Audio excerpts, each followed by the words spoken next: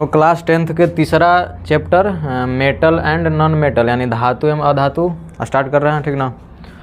इसमें सबसे पहला टॉपिक है धातु, इंग्लिश में क्या कहेंगे, यानी कि धातु क्या है। तो बताए थे इससे पहले भी कि वैसा तत्व, ठीक, जो इलेक्ट्रॉन का त्याग करेगा, काजी करेगा, हाँ, वैसा तत्व जैसे धातु है तो क्या है, तत्व है। तो वैसा तत्व जो इलेक्ट्रॉन का त्याग कर काजी बनाता है, धनायन, उसी को क्या बोलेंगे, धातु।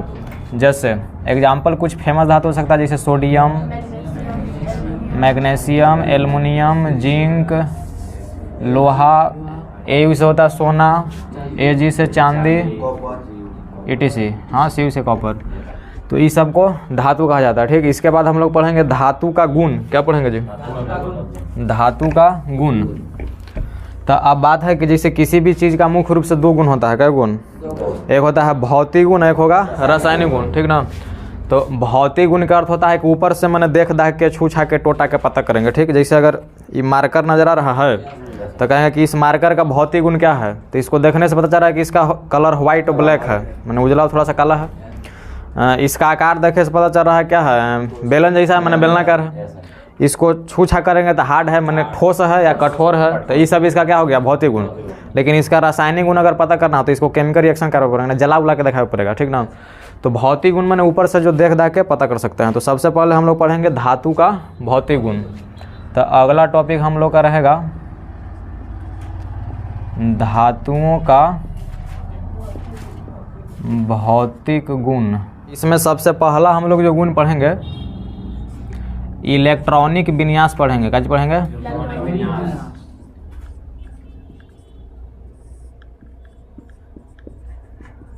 जितना भी धातु होता ना है उसके बाह्यतम कक्षा में यानी कि अंतिम कक्षा में या तो एक इलेक्ट्रॉन उपस्थित रहेगा या दो या तो तीन। जैसे कोई धातु है यानी कोई तत्व है तो उसका सबसे पहले हम लोग इलेक्ट्रॉनिक विन्यास करेंगे, ठीक। तो इलेक्ट्रॉनिक विन्यास करेंगे तो अगर धातु रहेगा तो बाह्यतम कक्षा में एक, दो या तीन आ सकता है, मैंने तीनों में से कोई एक। जैसे देखो अगर यहाँ एग्जाम्पल लेते हैं हम सोडियम, ठीक। तो सोडियम का परमाणु संख्या कितना होता है, 11। इलेक्ट्रॉनिक विन्यास करो, दो, पहला कक्षा में अधिकतम 2 इलेक्ट्रॉन, दूसरा में अधिकतम 8 और तीसरा में जो बच गया, ठीक। ये एक अलग टॉपिक है, यहाँ थोड़ा बहुत है तो 18-20 तक ध्यान में रखना है। तो सोडियम का इलेक्ट्रॉनिक विन्यास 2, 8, 1। तो इसको देखे से पता चल रहा है कि यही ना बाह्यतम कक्षा है, बाह्यतम या अंतिम, जो अंतिम में है। तो बाह्यतम कक्षा में का इलेक्ट्रॉन आ गया 1। तो ये क्या हो गया, सोडियम, धातु है। और सही बात है, सोडियम क्या है, धातु है। अगर यहाँ लेते हैं हम मैग्नीशियम, परमाणु संख्या कितना होता है, 12, ठीक। तो इलेक्ट्रॉन विन्यास करो 2, 8, 2। तो बाह्यतम कक्षा में तो भी धातु है। एक लेते हैं एल्युमिनियम, परमाणु संख्या 13, इलेक्ट्रॉनिक विन्यास 2, 8, 3। तो बाह्यतम कक्षा में का इलेक्ट्रॉन 3। यानी हम कह सकते हैं कि जब धातुओं का इलेक्ट्रॉनिक विन्यास किया जाएगा तो उसके बाह्यतम कक्षा में या तो 1 इलेक्ट्रॉन या तो 2 इलेक्ट्रॉन या तो 3 इलेक्ट्रॉन उपस्थित हो सकता है, ठीक। लेकिन एक अपवाद है, जैसे अगर हाइड्रोजन और हीलियम का इलेक्ट्रॉनिक विन्यास करेंगे तो हाइड्रोजन का परमाणु संख्या 1 होता है और हीलियम का 2। तो हाइड्रोजन का इलेक्ट्रॉनिक विन्यास करेंगे ना तो बाह्यतम कक्षा में 1 इलेक्ट्रॉन, जैसे बाह्यतम कक्षा में अधिकतम 2 इलेक्ट्रॉन रखेंगे लेकिन इसके पास 1 ही गो इलेक्ट्रॉन है। जितना जिस तत्व का परमाणु संख्या होता है वही उसका इलेक्ट्रॉन भी है, तो 1 ही गो रह जाएगा और इसका 2 गो। देखो बाह्यतम में दोनों के या तो 1 या तो 2 आ रहा है, इस नियम के अनुसार आ रहा है। लेकिन एक्सेप्शन है, ये धातु नहीं है, अधातु है, ठीक ना। जैसे धातुओं के बाह्यतम कक्षा में या तो 1 इलेक्ट्रॉन या तो 2 इलेक्ट्रॉन या तो 3 आ सकता है, कोई दिक्कत नहीं है, पहचान सकते हैं। जैसे अगर मान लो कि एल्युमिनियम दे दिया, हमारा पता नहीं है, तो इलेक्ट्रॉनिक विन्यास करेंगे 2, 8, 3। तो बाह्यतम में 3 आ गया या 2 आ जाए या 1 आ जाए तो समझ आना कि धातु है। लेकिन हाइड्रोजन और हीलियम को छोड़ के, क्योंकि हाइड्रोजन का भी बाह्यतम 1 हो जाएगा। अब इसी का ये पहले कक्षा है तो पहला का हो या अंतिम का हो या बाह्यतम का हो, सब यही है, ठीक ना। हीलियम का भी बाह्यतम में 2 इलेक्ट्रॉन है लेकिन 1 और 2 तो आ रहा है। लेकिन हाइड्रोजन और हीलियम धातु के अंतर्गत नहीं आता है, एक्सेप्शन है, अधातु। ऐसे भी हाइड्रोजन और हीलियम क्या है, गैस है। तो याद कर लेना है कि जितना भी गैस होता है लगभग सब अधातु होता है। जैसे ऑक्सीजन गैस, नाइट्रोजन गैस। अब CO2 ना बोल देंगे, CO2 तो यौगिक है, वो तत्व थोड़ी है, तत्व के यहाँ खाली बात हो रहा है, ठीक ना। तो hydrogen gas, helium gas, oxygen gas, nitrogen gas, chlorine gas, bromine gas, ये सब जो गैस है सब अधातु के अंतर्गत आता है। तो इतना में दिक्कत ना। अब आते हैं दूसरा इसका भौतिक गुण। देखो दिखाई दे रहा है जी। दूसरा है इसका भौतिक गुण विद्युत धनात्मक गुण, विद्युत धनात्मक गुण। बोल सकते हैं कि धातुओं का वैसा गुण, ठीक, जिसमें धातु अपने बाह्यतम कक्षा में उपस्थित इलेक्ट्रॉन को, बाह्यतम कक्षा को ही बोलते हैं संयोजी कक्षा। जैसे कोई भी धातु इलेक्ट्रॉन त्याग करेगा तो कहाँ से, अपन बाह्यतम मूलक से, ठीक। तो संयोजी कक्षा या बाह्यतम कक्षा में से इलेक्ट्रॉन त्याग के कार्य बनाएगा धनायन, और इस गुण को ही बोलते हैं विद्युत धनात्मक गुण। जैसे इसी एग्जाम्पल समझो, अगर यहाँ सोडियम है तो इलेक्ट्रॉनिक विन्यास 2 8 हो गया। तो अब देखना है कि सोडियम कौन इलेक्ट्रॉन त्याग करेगा, ई वाला करेगा कि ई वाला करेगा कि ई वाला करेगा। तो बाह्यतम कक्षा में जो होता है, तो जैसे ही सोडियम के बाह्यतम कक्षा में 1 इलेक्ट्रॉन ही अपन त्याग देगा तो सोडियम पर हो जाएगा +1, माने जो तत्व जितना इलेक्ट्रॉन त्याग देवे ओकरा पर उतना ही प्लस। जैसे यहाँ देखो मैग्नीशियम के बाह्यतम कक्षा में 2 इलेक्ट्रॉन, तो मैग्नीशियम 2 इलेक्ट्रॉन त्याग देगा, मैंने किसी को दे देगा तो Mg पर +2 हो जाएगा। एल्युमिनियम के बाह्यतम कक्षा में 3 इलेक्ट्रॉन, तो अगर एल्युमिनियम तीनों इलेक्ट्रॉन किसको दे देवे तो Al पर +3। जैसे एग्जाम्पल से देख लेते हैं, जैसे इस सोडियम हो गया परमाणु संख्या 11, तो सोडियम का परमाणु संख्या 11 है, इसका अर्थ है कि इसमें इलेक्ट्रॉन भी 11 हुआ है। बताया ना कि जिस तत्व का जितना परमाणु संख्या होता है उतना इलेक्ट्रॉन भी होता है। तो इलेक्ट्रॉन है, अब इसका इलेक्ट्रॉनिक विन्यास अगर करते थे तो ही ना आता है 2 8 1। नीचे थोड़ा समझते हैं, 2 8 1। तो अब इस सोडियम कई इलेक्ट्रॉन त्याग करेगा, तो बाह्यतम एगो है तो -1 इलेक्ट्रॉन, एक अर्थ हुआ कि एकरा में से 1 इलेक्ट्रॉन निकल गया, मैंने किसी को दे दिया, त्याग दिया। तो जैसे ही सोडियम में से 1 इलेक्ट्रॉन गया तो सोडियम पर प्लस लिखो या +1, बात क्या है, ठीक। अब इसका इलेक्ट्रॉनिक विन्यास पता है क्या हो जाएगा, 2 और 8 खाली हो जाएगा, क्या कि बाह्यतम वाला तो 1 हो गया, ठीक ना। ये अक्रिय गैस के भांति व्यवहार करता है। अब अक्रिय गैस है आगे बताएंगे कभी, ठीक ना, अभी थोड़ा सा खाली याद कर लो। एक होता है अक्रिय गैस या निष्क्रिय गैस, जिसका बाह्यतम कक्षा पूर्ण होता है, माने अष्टक पूरा होता है। जैसे देखो इसका बाह्यतम कक्षा में अष्टक पूरा है, माने 8 इलेक्ट्रॉन पूरा है, तो वैसे गैस को मतलब बोलते हैं अक्रिय गैस। तो कोई भी धातु अगर अपन बाह्यतम कक्षा में से इलेक्ट्रॉन त्याग देगा ना तो वो क्रिय गैस जैसा व्यवहार करने लगता है, माने उसका जो इलेक्ट्रॉनिक विन्यास है वो स्टेबल माने अस्थायी हो जाता है। जैसे देखो मैग्नीशियम, एक और एग्जाम्पल ले लेते हैं, यहाँ पर देखना Mg परमाणु संख्या 12, तो इसका अर्थ हुआ कि इसका इलेक्ट्रॉन भी 12 गो है। इसका इलेक्ट्रॉन विन्यास अभी ऊपर किए हैं कितना, 2 8 2 2 8 2 ना, तो ना 8 2 10 2 12। तो मैग्नीशियम का इलेक्ट्रॉन त्यागेगा 2, तो मैग्नीशियम का बाह्यतम में 2 इलेक्ट्रॉन, ये 2 इलेक्ट्रॉन किसी को दे देगा, ठीक। इलेक्ट्रॉन पर नेगेटिव चार्ज होता है तो ऐसा लिख सकते हैं ई पर माइनस, ऐसे समझने के लिए। तो मैग्नीशियम 2 गो इलेक्ट्रॉन दे दिया तो Mg पर +2 हो गया। तो इसी गुण को बोलते हैं, हाँ इसी गुण को बोलते हैं विद्युत धनात्मक गुण। यानी कि Mg पर +2 लिखो या Mg पर 2 प्लस लिखो या Mg पर 2 गो प्लस, ऐसे लिखो, सब एक है, सब एक है। अरे इतना में दिक्कत है ना, बोल सकते ना है। देखो आघात मन होता है पीटना, कहें ना किसी पर आघात कर मैंने उसको पीट रहे हैं, ठोक रहे हैं, ठीक ना। और वर्धनीयता का अर्थ हुआ कि बढ़ेगा, मैंने फैलेगा, ठीक ना। तो इसको हम बोल सकते हैं कि धातुओं का वैसा गुण, ठीक, जिसमें धातुओं को हथौड़े से पीट कर, अब हथौड़ी में लात से पीटेंगे दिक्कत हो जाएगा, पिटाएगा फैलेगा, फिर संभव नहीं है। जिसे तो हम बोल सकते हैं कि धातुओं का वैसा गुण जिसमें धातु को हथौड़े से पीट कर पतले चादर के रूप में बदल सकते हैं। तो धातु के उसी गुण को आघात वर्धनीयता कहते हैं। ये बात समझ में आया। तो पतले चादर के रूप में, जैसे करकट देखेंगे, लोहा वाला करकट, टीना वाला जो भी रहे मैंने, है ना, तो वो चादरा के रूप में फैला रहता है। अब चादर मैंने कहा ओढ़े वाला चादर, वैसा थोड़ी, मान लो करकट ऐसा रहेगा ओढ़े वाला लोहा वाला, मुँह नाक सब छिला जाएगा, देखा होगा जी। या केवाड़ी देखा होगा लोहा के, अरे गेट, तो पतला रहता है, उसका डायरेक्ट इसने प्राप्त होता है, जमीन से खोद के थोड़े निकालते हैं। पहले वो लोहा रहता है, फिर उसको साइज में नाप के पीट के चादर के रूप में बना के बनाया जाता है। तो इसी गुण को बोलते हैं आघात वर्धनीयता, ठीक ना। अधिकतर जो धातु है उसमें आघात वर्धनीयता का गुण पाया जाता है। अब वो अलग बात है कि किसी में कम पावल जाएगा, किसी में ज़्यादा, लेकिन क्वेश्चन है कि सबसे अधिक इसमें पावल जाएगा। तो सोना और चांदी में, काची में, सोना एवं चांदी। सोना का संकेत क्या होता है बोलो, AU, और चांदी का संकेत होता है AG, ठीक ना। तो देखो सोना एवं चांदी में सबसे अधिक आघात वर्धनीय गुण पाया जाता है। माने कि इसको अगर पीटेंगे तो एकदम जितना बहुत ज़्यादा एकदम पतला पत्थर के रूप में एकदम फैल सकता है, एकदम पतला से पतला हो सकता है। लेकिन लोहा वहा को पीटेंगे, तांबा को पीटेंगे तो होगा, फैलेगा, लेकिन ये दोनों की अपेक्षा कम में फैलेगा, ठीक ना। इसका बहुत पतला परत हो सकता है। जैसे कभी मिठाई उठाई देखा है, मिठाई पर लपेटल चमकील टाइप के चमकता है, तो चांदी का रहता है।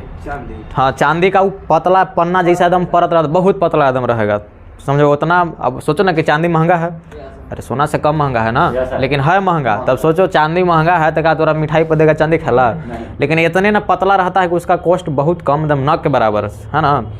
कुछ पैसा के एक मिठाई पर कुछ पैसा के तो कोई फर्क पड़ने वाला उतना में नहीं है। अब सोचो ना 10 रुपये का रसगुल्ला लेंगे, ओकरा पर रहेगा 5 रुपया का अच्छी है तो 15 रुपये कीमत हो जाएगा। तो ये दिक्कत, ज़्यादा खाएंगे तो थोड़ा मोड़ा खा सकते हैं, हर्जा नहीं करेगा। चांदी का जो पतला परत है तनी, अब मिठाइया में लगल ना रहता तो खा हो जाते हैं, बढ़िया लगेगा तनी कर कुट करेगा का, है ना, तो खा सकते हैं, कोई दिक्कत नहीं है। लेकिन कभी कभी कोई दूसरा सामान देना, खाद्य नारियल के तेल का डब्बा देखा, हरियर का डब्बा, तो ऊपर ऐसे रहता है, जब डिब्बो ढकनवा खोलेगा तो ऊपर परत बनाओ रहता है। या कोई और दवाई वाई कुछ और खरीदेगा तो बहुत सारा पदार्थ में ऐसा रहता है, तो वो चांदी का नहीं रहता है, वो ढेर मानी रहता है, ऐसे कबारेगा तो दर दर कबरता है, और होता ना है वो भी चमकता है, सफ़ेद टाइप का रहता है, तो चांदी का नहीं रहता है, एल्युमिनियम का रहता है। काजी का रहता है एल्युमिनियम। अब वो सब जो खाद्य पदार्थ या यूज करने वाला जो ज़्यादा पदार्थ होकरा में चांदी के ना, जैसे मिठाई उठाई में चांदी के खाली, आपका जो चीज़ में तो चांदी के महंगा चीज़ है ना, उसमें एल्युमिनियम का रहेगा, वो चांदी नहीं रहेगा, वो एल्युमिनियम रहता है, थोड़ा सा मोटा रहता है एल्युमिनियम, थोड़ा सा मोटा रहेगा, फाड़ेगा तो दर दर फरेगा। चांदिया वालों का ज़्यादा पतला हो जाता है। तो चांदी सफ़ेद रंग का होता है, एल्युमिनियम भी सफ़ेद रंग का होता है, याद कर लेना। चांदी का भी रंग कैसा होता है, चांदी कुछ कोई पहन लो होगा लॉकेट वॉकेट गला में तो सफ़ेद टाइप का ना रहता है, और मिठाई उठाई पर देख लो होगा तो सफ़ेद रहता है, या मतलब नारियल के तेल या कुछ और ऐसा पदार्थ आता है जिसमें सफ़ेद रहता है, तो एल्युमिनियम रहता है। तो एल्युमिनियम का भी कलर सफ़ेद और चांदी का भी सफ़ेद। तो सबसे अधिक आघात वर्धनीय धातु कौन होगा, सोना और चांदी। लेकिन अब बात है कि याद कैसे रखेंगे, तो इसका ट्रिक है सोचा। जैसे कोई पूछे कि सबसे अधिक आघात वर्धनीय धातु कौन है, ठीक, तो सोचिए कि ना बोलेंगे, तो सो से हो जाएगा सोना, और च से हो जाएगा चाची, चा से हो जाएगा चांदी, और सो से सोना, तो सोचा याद रहेगा, सो से सोना, चा से चांदी। अब आता है इस पर, किस पर, तन्यता पर। इंग्लिश में इसको बोलते हैं डक्टिलिटी, समझने के लिए बोलते हैं लचीलापन। अब लचीलापन समझ में रहा है, जैसे देखो तार देखा होगा, तार, तो तार में लचीलापन नहीं रहता है। जैसे इसका ये भी धातु का भौतिक गुण है, ठीक, तो इसको बोलेंगे कि धातुओं का वैसा गुण, ठीक, जिसमें धातुओं को खींचकर पतले तार के रूप में बदल सकते हैं, तो उसी गुण को तन्यता या लचीलापन या डक्टिलिटी कहते हैं। इसमें था कि हथौड़ा से पीटेंगे तो फैल के पतला चादर के रूप में, इसको खींच के, अब जरूरी नहीं है कि, हाँ जरूरी नहीं है कि हाथ से खींचेगा, तार बनाना था हाथ से खींच, विशेष उसका प्रोसेस रहता है, मशीन रहता है, ठीक ना। फिर से एक और क्वेश्चन कि सबसे अधिक तन्य धातु कौन होता है, तो इसका आंसर यही है। फिर से सोचिए कि बोल देंगे, क्या बिना सोचले थोड़ी बोलेंगे। तो सबसे अधिक तन्य धातु भी सोना और चांदी, और सबसे अधिक आघात वर्धनीय धातु भी सोना और चांदी। आपको ये दोनों में क्या ज्यादा था, जो पहले आ रहा है वो ज्यादा, सबसे ज्यादा सोना, सोना के बाद चांदी, चांदी के बाद बहुत कुछ आएगा, एल्युमिनियम आएगा, लोहा आएगा, तांबा आएगा, बहुत कुछ आ सकता है, कोई दिक्कत नहीं है। लेकिन जो क्वेश्चन बनता है उसको याद रखा जाता है, ठीक ना। तो सबसे अधिक आघात वर्धनीय धातु तो कि सोना चांदी, सबसे अधिक तन्य धातु तो सोना चांदी। याद कैसे रखेंगे, तो सोचा, सो से सोना और चा से चांदी। अच्छा, अब एक और बात है, हम लोग बाजार में जो तार देखे होंगे, जिस तार को इंग्लिश में क्या बोलते हैं, वायर, तो या तो तांबा के देखे होंगे, सीयू माने कॉपर या तांबा, ठीक, या तो एल्युमिनियम के देखे होंगे। मुख्य रूप से यही दो चीज़ बाजार में जो तार मिलता है, या तो कॉपर का या एल्युमिनियम का, ठीक।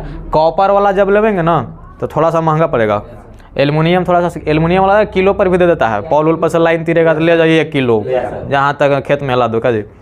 तांबा वाला तनी महंगा पड़ जाएगा, दिक्कत ज़्यादा पैसा लग जाएगा में। लेकिन अब सोचो कि अभी हमने पढ़े कि सबसे अधिक तन्य धातु सोना चांदी है, तो सोना चांदी के तो एकदम मस्त तार बनता, एकदम जितना चाहते उतना पतला, वायरिंग उरी करे में भी आसानी, कोनो ऐसे तनियों से गैप कुछ दियो करे में पता नहीं चलेगा, और करंट एकदम हरा हरा जाएगा, करंट में कोई दिक्कत नहीं रहेगा, ठीक ना। हाँ, वो आगे बताएंगे, सुचालक है कुचालक, वो आगे बताया जाएगा, अभी टॉपिक यहाँ है, ठीक ना। तो लेकिन तार बाजार में यही दो काहे मिलता है, कारण इसका क्या है, हाँ कारण यही है कि जैसे सोना चांदी बहुत कॉस्टली हो जाएगा, बहुत ज़्यादा महंगा। अब सोचो ना, सोना चांदी का तार संभव है जी, पहने ला तो मिल नहीं रहा है, तार कहाँ से मिल जाएगा। अब बाजार में जाते हैं तो पूछते ना कि तार कैसे होगा, तो 5 रुपये मीटर या 10 रुपये मीटर, तो 10 है तो कि 2 रुपये आपका 8 रुपये दे दो, तो सोचो 10 में 8 करवाता है और सोना चांदी का तार रहेगा तो सोच लो हालत पंचर हो जाएगा, दिक्कत हो जाएगा, ठीक ना। तो सोना चांदी बहुत ज़्यादा महंगा होता है, जिसके चलते मतलब बाज़ार में उसका तार नहीं मतलब बनबो करेगा तो कोई खरीदिए नहीं करेगा तो दिक्कत हो जाएगा। इसीलिए कॉपर और एल्यूमिनियम थोड़ा सस्ता पड़ जाता है, ठीक ना। अब मान लो कि सोना चांदी के अगर तार आता शुरू से, मान लो ईबे करता तो खरीद ही ना पड़ता, तो आता ही तब पॉल उल पर देखा, तो पॉल उल पर अगर सोना चांदी के तार रहेगा तो चोर उड़ आएगा, है ना, आएगा तो अब देखो ऐसे तार उड़ काट देता है, एल्युमिनियम का रहेगा तो काट उठ के लेके भाग जाता है, और सोना चांदी रहेगा तो कहा काटे जाएगा, सीधे पॉले गिरा देगा, लगा कुदारी उदारी गिरा देगा कॉल, समझ आ रहा है। तो धातु का गुण में अगला हम लोग पढ़ेंगे गलनांक एवं क्वथनांक। इससे पहले 4 को पढ़ लिए, 5वां है। इंग्लिश में बोलेंगे melting and boiling point, short में इसको बोलते हैं एमपी, माने कि मेल्टिंग पॉइंट। हिंदी में हो गया गलनांक बिंदु, इसको शॉर्ट में बोलेंगे बीपी, बॉइलिंग पॉइंट हिंदी में हो गया क्वथनांक। आप समझो बीपी माने इसे ब्लड प्रेशर भी होता है, ठीक ना। तो ऐसा कुछ बीपी लिखेंगे, कैपिटल बी और कैपिटल पी, तो ये हो गया बीपी माने ब्लड प्रेशर। ब्लड प्रेशर बढ़ गया, ऊपरे माने बढ़ गया तो भी दिक्कत है, और घट गया तो भी दिक्कत है, नॉर्मल होना चाहिए, ठीक। और ये बॉइलिंग पॉइंट को ऐसे लिखेंगे बीपी, ऐसे छोटा छोटा बॉइलिंग पॉइंट, और एमपी हो गया मेल्टिंग पॉइंट। हाँ, और क्वथनांक का अर्थ होता है उबलना, दिखाई दे रहा है ना, इस समझने के लिए है, नाम तो ऊपर लिखल ही है। देखो कोई भी चीज़ गलेगा तो गलेगा माने कि पिघल जाएगा, अब कोई भी चीज़ उबलेगा माने एक तरह से उसका खोलेगा या भाप बन के उड़ जाएगा, तो वही उसका क्वथनांक हो जाता है। जैसे फिर समझते हैं गलनांक यानी कि पिघलना, तो कोई चीज़ या कोई पदार्थ पहले ठोस अवस्था में है, ठीक, उसको अगर गर्म करेंगे तो पिघल जाएगा, माने द्रव में बदल जाएगा, लिक्विड हो जाएगा, तो वही क्या हो गया, माने एक टेम्परेचर रहता है, उस टेम्परेचर को यानी तापमान को ही गलनांक कहते हैं, ठीक। और जैसे ले लिए द्रव, जैसे पानी ले लिए, उसको पूरा खौला दिए तो वाष्प बन के धीरे धीरे उड़ने लगेगा, ठीक ना।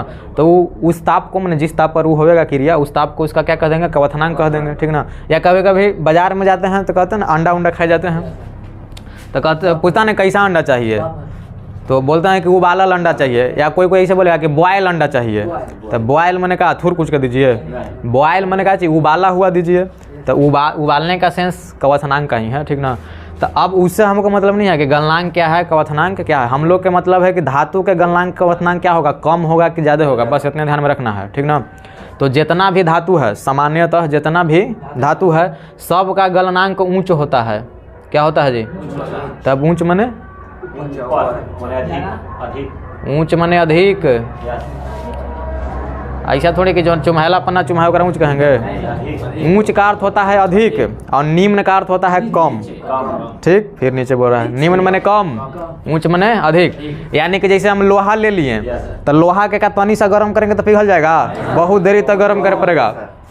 या मान लो कि लकड़ी उकड़ी के गर्म करेंगे तो आग पकड़ के खत्म हो जाएगा, अरे समझ में रहा है, कोयला वोला भी आग पकड़ के फिर बर्बाद हो जाएगा। लेकिन लोहा हो गया, तांबा हो गया, एल्युमिनियम हो गया, ऐसा थोड़ी है कि सलाई को बार देंगे पिघल जाएगा, उसके लिए बहुत देरी तक और बहुत ज़्यादा हीट चाहिए उसको, ठीक ना। अब कुछ कुछ तत्व होता है जिसका बुक में गलनांक दिया हो रहता है कि फलना गलनांक कितना, फलना कितना, तो संभव नहीं है, पगला जाएंगे याद करेंगे तो, ठीक ना। हम लोग की जितना भी धातु रहेगा अधिकतर धातुओं का गलनांक और क्वथनांक क्या होता है, ऊँच होता है।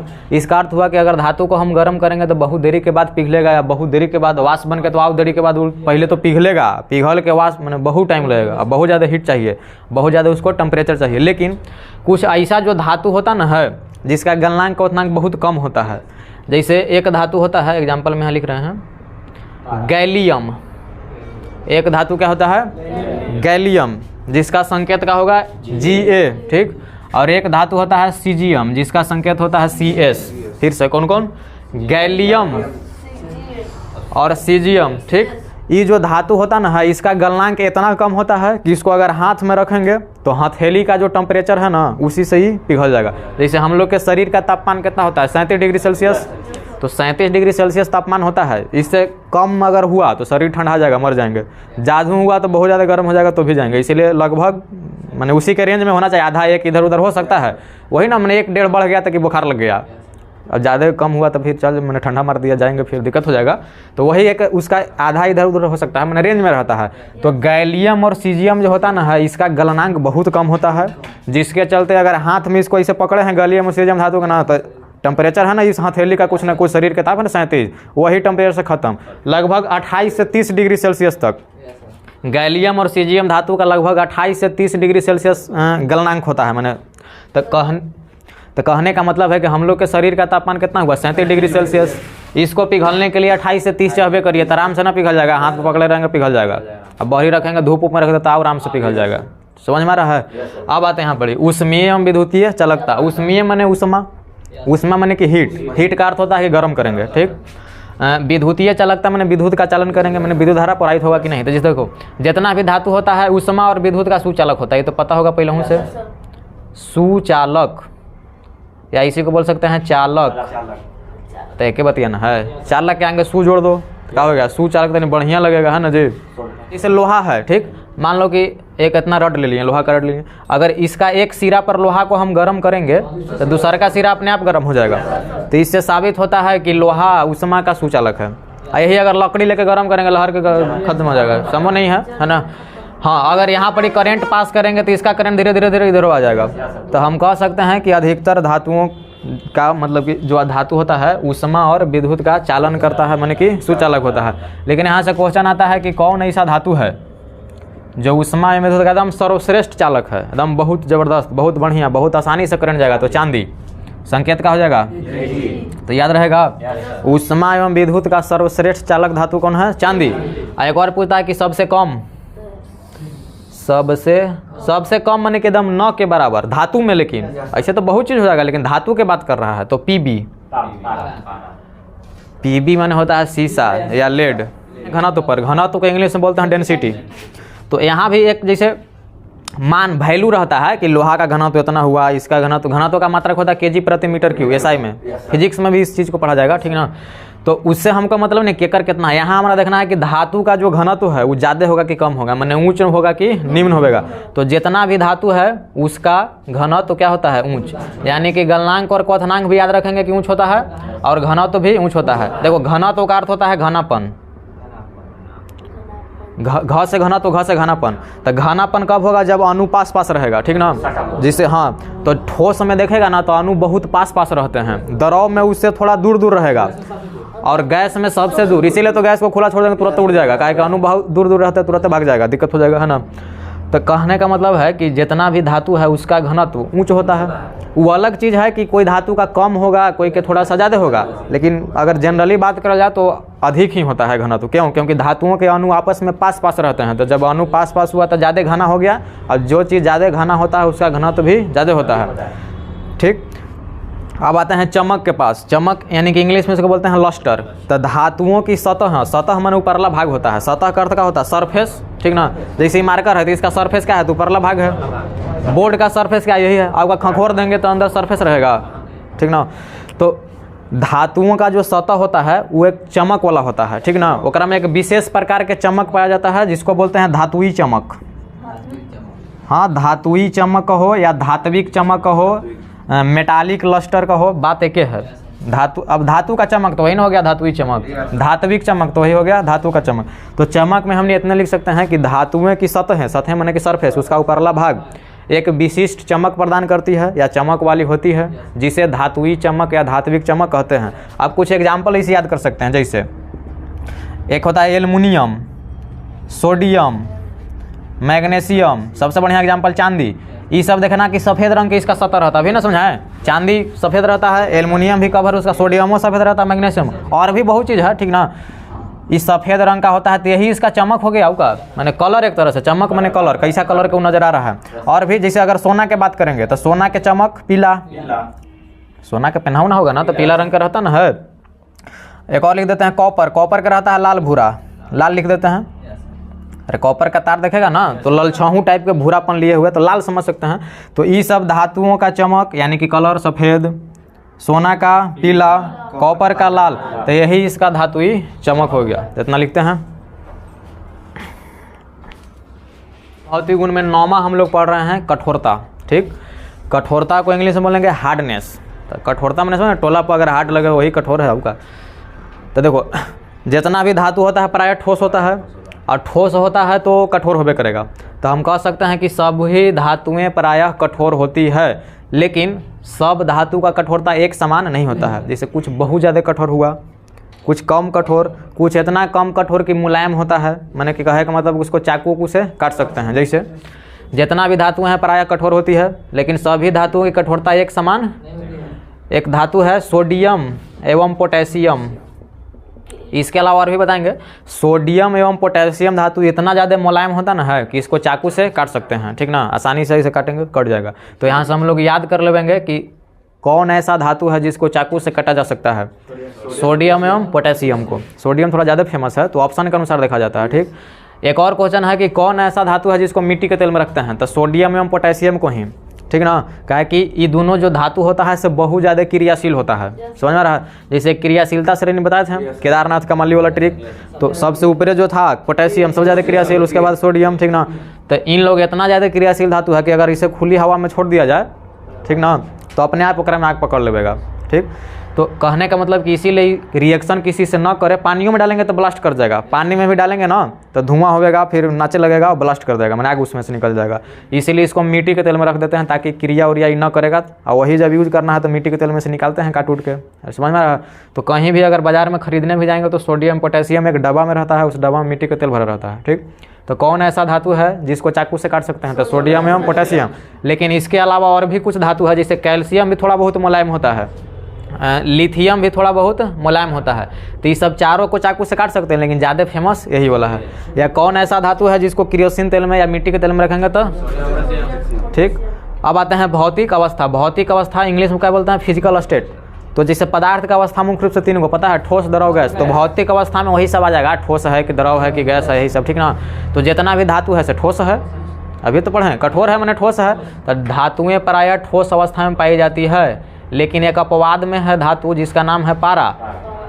पारा या इसी को बोलते हैं मरकरी, संकेत होता है Hg। इसका परमाणु संख्या कितना होता है, 80। कुछ कुछ का परमाणु संख्या मेन का याद कर सकते हैं, ठीक ना। आप दरमानो ना याद कर लगेंगे, दरमान शायद 200 होता है। तो अब देखो, तो भौतिक अवस्था में कि धातुएं प्रायः ठोस अवस्था में पाई जाती है सामान्य ताप पर। किस ताप पर, सामान्य ताप। सामान्य ताप जिस पर हम लोग रह रहे हैं, एक तरह से रूम टेम्परेचर। रूम टेम्परेचर होता है 27 डिग्री सेल्सियस, तो लगभग मान लिया जाता है 25 डिग्री। तो उसी को नॉर्मल टेम्परेचर पर धातु सब ठोस में रहेगा। लेकिन पारा जो है ना, नॉर्मल टेम्परेचर पर, यहाँ भी पारा लेके आएंगे ना, हाथ पर रखेंगे ना तो पिघलल रहेगा, माने लिक्विड अवस्था में रहेगा, ठीक। तो कहता है कि कौन ऐसा धातु है जो सामान्य ताप पर द्रव अवस्था में पाया जाता है, तो पारा, ठीक। ऐसे तो सब धातु ठोस में पाया जाएगा, लेकिन एक्सेप्शन में पारा जो है द्रव अवस्था में पाया जाता है। अब एक लास्ट है धात्विक ध्वनि, इंग्लिश बोल सकते हैं मेटालिक साउंड, या इसी का एक और नाम दिया जाता है सोनोरस। सोनोरस माने अनुनाद, ऐसा कुछ कर सकते हैं, ध्वनि का हो या ध्वनि का हो, इसको हिंदी में ध्वनिक, या कहीं कहीं लिख देगा अनुनाद। अब देखो, जब धातु को हथौड़ा से पीटेंगे, ठीक, तो उससे टन टन या झन झन का आवाज़ आएगा, एक विशेष प्रकार की आवाज़ आता है। और उसी आवाज़ को, मैंने उसी ध्वनि को धात्विक ध्वनि या ध्वनि के अनुनाद कहते हैं। और इस प्रक्रिया को अनुनाद होना कहते हैं, कि अनुनाद हो गया, बज गया, उससे आवाज़ आ गया तो अनुनाद हो गया, मैंने सोनोरस हो गया। या कभी घर उर में किचन उचन में बर्तन उतर रखा रहता, नीचे गिरता, हड़क दे तो आवाज़ करता ना है, तो वही जो एक विशेष प्रकार की आवाज़ आता है उसी को बोलते हैं धात्विक ध्वनि। अब लकड़ी उकड़ी गिरेगा तो आवाज़ विशेष प्रकार करता है, दूसरे टाइप का रहता है ना। तो धातु का भौतिक गुण समाप्त हो गया। अब इसके बाद हम लोग पढ़ेंगे धातु का रासायनिक गुण।